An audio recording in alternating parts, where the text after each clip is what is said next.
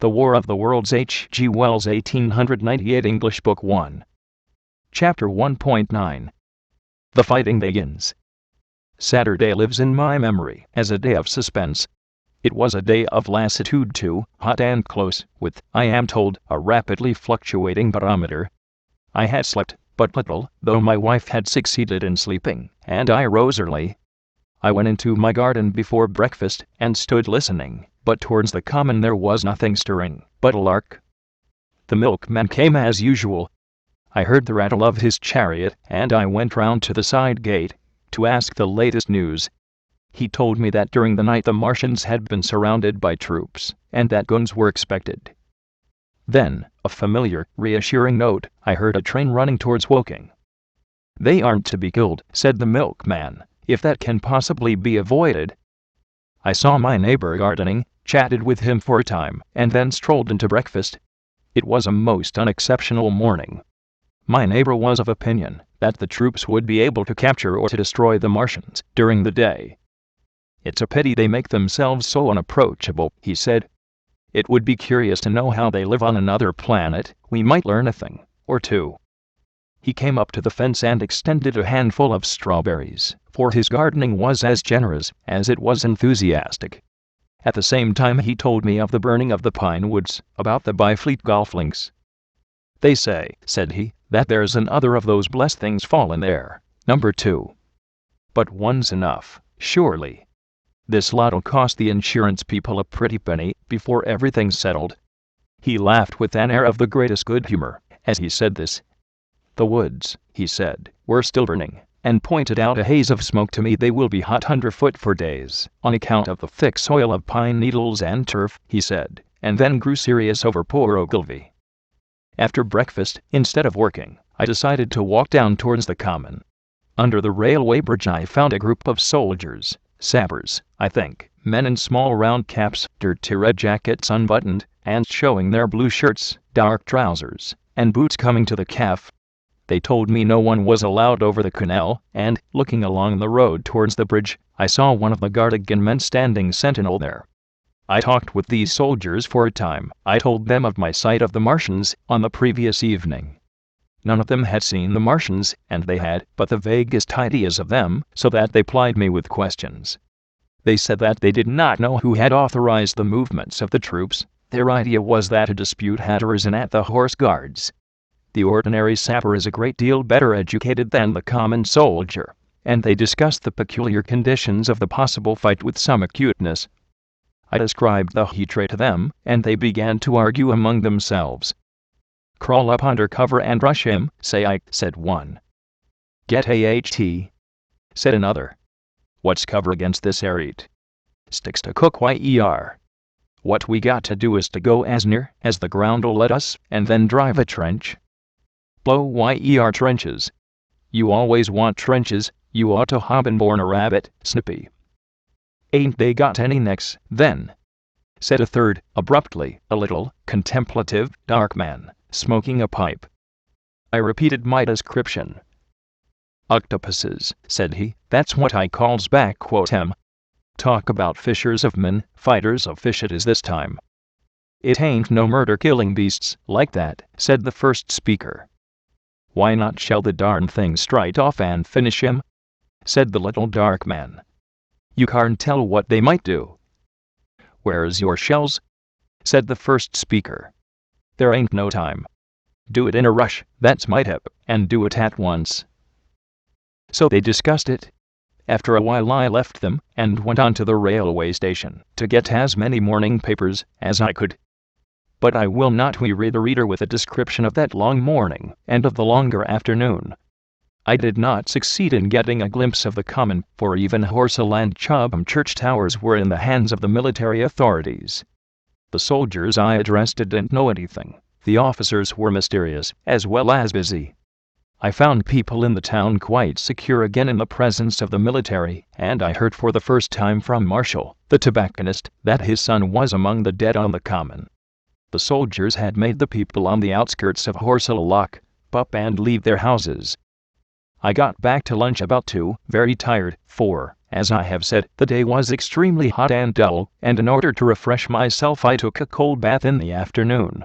About 4:30 I went up to the railway station to get an evening paper, for the morning papers had contained only a very inaccurate description of the killing of St. Henderson, Ogilvy, and the others.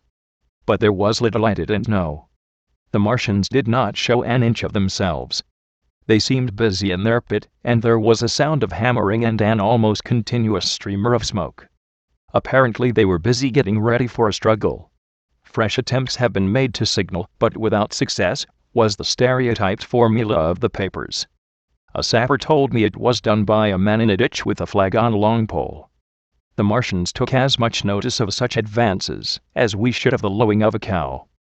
I must confess the sight of all this armament, all this preparation, greatly excited me. My imagination became belligerent, and defeated the invaders in a dozen striking ways. Something of my schoolboy dreams of battle and heroism came back. It hardly seemed a fair fight to me at that time. They seemed very helpless in that pit of theirs. About 3 o'clock there began the thud of a gun at measured intervals from Chertsey or Addlestone. I learned that the smouldering pine wood into which the second cylinder had fallen was being shelled, in the hope of destroying that object before it opened. It was only about 5, however, that a field gun reached Chobham for use against the first body of Martians. About 6 in the evening, as I sat at tea with my wife in the summer house talking vigorously about the battle that was lowering upon us, I heard a muffled detonation from the common, and immediately after a gust of firing. Close on the heels of that came a violent, rattling crash, quite close to us, that shook the ground, and, starting out upon the lawn, I saw the tops of the trees about the Oriental College burst into smoky red flame, and the tower of the little church beside it slide down into ruin. The pinnacle of the mosque had vanished, and the roofline of the college itself looked as if a 100-ton gun had been at work upon it. One of our chimneys cracked, as if a shot had hit it, flew, and a piece of it came clattering down the tiles, and made a heap of broken red fragments upon the flower bed by my study window. I and my wife stood amazed. Then I realized that the crest of Maybury Hill must be within range of the Martians' heat ray now that the college was cleared out of the way. At that I gripped my wife's arm, and without ceremony ran her out into the road. Then I fetched out the servant, telling her I would go upstairs myself for the box she was clamoring for. "We can't possibly stay here," I said, and, as I spoke, the firing reopened for a moment upon the common. "But where are we to go?" said my wife in terror. I thought, perplexed. Then I remembered her cousins at Leatherhead. "Leatherhead!" I shouted above the sudden noise. She looked away from me downhill. The people were coming out of their houses, astonished. "How are we to get to Leatherhead?" she said. Down the hill I saw a bevy of hussars right under the railway bridge. 3 galloped through the open gates of the Oriental College, 2 others dismounted, and began running from house to house. The sun, shining through the smoke that drove up from the tops of the trees, seemed blood red, and threw an unfamiliar lurid light upon everything. "Stop here," said I. "You are safe here," and I started off at once for the Spotted Dog, for I knew the landlord had a horse and dog cart. I ran, for I perceived that in a moment every one upon this side of the hill would be moving. I found him in his bar, quite unaware of what was going on behind his house. A man stood with his back to me, talking to him. "I must have £1," said the landlord, "and I have no one to drive it." "I'll give you 2, said I, over the stranger's shoulder. "What for?" "And I'll bring it back by midnight," I said. "Lord," said the landlord, "what's the hurry? I'm selling my bit of a pig. £2, and you bring it back? What's going on now?" I explained hastily that I had to leave my home, and so secured the dog cart. At the time it did not seem to me nearly so urgent that the landlord should leave his. I took care to have the cart there, and then drove it off down the road, and, leaving it in charge of my wife and servant, rushed into my house, and packed a few valuables, such plate as we had, and so forth. The beech trees below the house were burning while I did this, and the palings up the road glowed red. While I was occupied in this way, one of the dismounted hussars came running up. He was going from house to house, warning people to leave. he was going on as I came out of my front door, lugging my treasures, done up in a tablecloth. I shouted after him. "What news?" He turned, stared, bawled something about crawling out nothing, like a dish cover, and ran on to the gate of the house at the crest. A sudden whirl of black smoke driving across the road hid him for a moment. I ran to my neighbor's door and rapped to satisfy myself of what I already knew, that his wife had gone to London with him and had locked up their house. I went in again, according to my promise, to get my servant's box, lugged it out, clapped it beside her on the tail of the dog cart, and then caught the reins and jumped up into the driver's seat, beside my wife. In another moment we were clear of the smoke and noise, and spanking down the opposite slope of Maybury Hill towards Old Woking. In front was a quiet, sunny landscape, a wheat field ahead on either side of the road, and the Maybury Inn, with its swinging sign. I saw the doctor's cart ahead of me at the bottom of the hill. I turned my head to look at the hillside I was leaving. Thick streamers of black smoke shot with threads of red fire were driving up into the still air and throwing dark shadows upon the green tree tops eastward. The smoke already extended far away to the east and west, to the Byfleet pine woods eastward, and to Woking, on the west. The road was dotted with people running towards us, and very faint now, but very distinct through the hot, quiet air. One heard the whir of a machine gun that was presently stilled, and an intermittent cracking of rifles. Apparently the Martians were setting fire to everything within range of their heat ray. I am not an expert driver, and I had immediately to turn my attention to the horse. When I looked back again, the second hill had hidden the black smoke. I slashed the horse with the whip and gave him a loose rein until Woking and Send lay between us and that quivering tumult. I overtook and passed the doctor between Woking and Send. Chapter 1.10 In the Storm. Leatherhead is about 12 miles from Maybury Hill. The scent of hay was in the air through the lush meadows beyond Preferred, and the hedges on either side were sweet and gay with multitudes of dog roses. The heavy firing that had broken out while we were driving down Maybury Hill ceased as abruptly as it began, leaving the evening very peaceful and still. We got to Leatherhead without misadventure about 9 o'clock, and the horse had an hour's rest, while I took supper with my cousins and commended my wife to their care.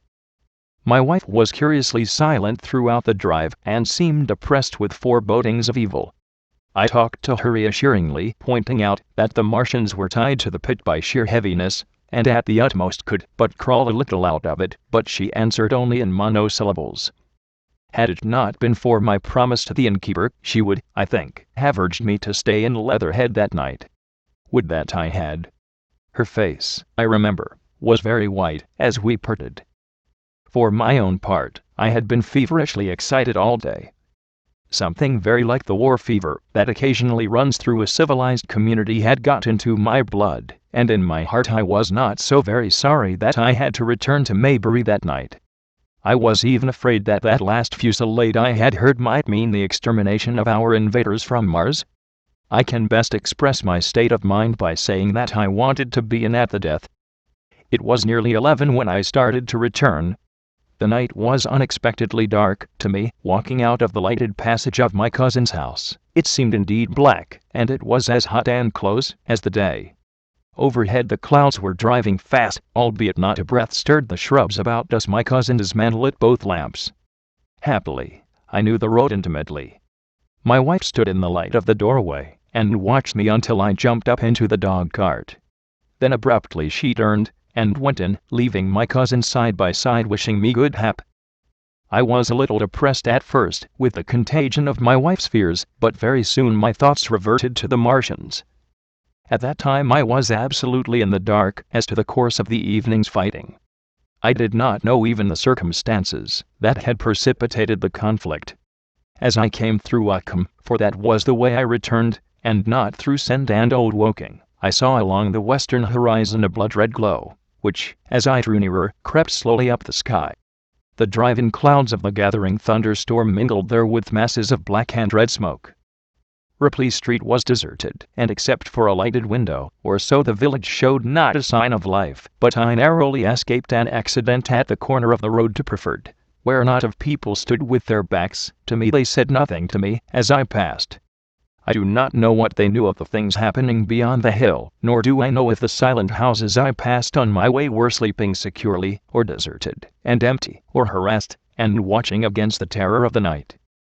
From Ripley until I came through Preferred I was in the valley of the Wey, and the red glare was hidden from me as I ascended the little hill beyond Preferred Church. The glare came into view again, and the trees about me shivered with the first intimation of the storm that was upon me. Then I heard midnight pealing out from Preferred Church behind me, and then came the silhouette of Maybury Hill, with its treetops and roofs black and sharp against the red. Even as I beheld this, a lurid green glare lit the road about me and showed the distant woods towards Addlestone. I felt a tug at the reins. I saw that the driving clouds had been pierced, as it were, by a thread of green fire, suddenly lighting their confusion, and falling into the field to my left. It was the third falling star. Close on its apparition, and blindingly violet by contrast, danced out the first lightning of the gathering storm, and the thunder burst like a rocket overhead. The horse took the bit between his teeth, and bolted. A moderate incline runs towards the foot of Maybury Hill, and down this we clattered. Once the lightning had begun, it went on in as rapid a succession of flashes as I have ever seen. The thunderclaps, treading one on the heels of another and with a strange crackling accompaniment, sounded more like the working of a gigantic electric machine and the usual detonating reverberations. The flickering light was blinding and confusing, and a thin hail smote gustily at my face as I drove down the slope. At first I regarded little but the road before me, and then abruptly my attention was arrested by something that was moving rapidly down the opposite slope of Maybury Hill. At first I took it for the wet roof of a house, but one flash following another showed it to be in swift rolling movement. It was an elusive vision, a moment of bewildering darkness, and then, in a flash like delight, the red masses of the orphanage, near the crest of the hill, the green tops of the pine trees, and this problematical object came out clear and sharp and bright. And this thing I saw, how can I describe it? A monstrous tripod, higher than many houses, striding over the young pine trees and smashing them aside in its career, a walking engine of glittering metal, striding now across the heather, articulate ropes of steel dangling from it, and the clattering tumult of its passage mingling with the riot of the thunder. A flash, and it came out vividly, heeling over one way, with 2 feet in the air, to vanish and reappear almost instantly, as it seemed, with the next flash, 100 yards nearer. Can you imagine a milking stool tilted and bowled violently along the ground? That was the impression those instant flashes gave. But instead of a milking stool, imagine it a great body of machinery on a tripod stand.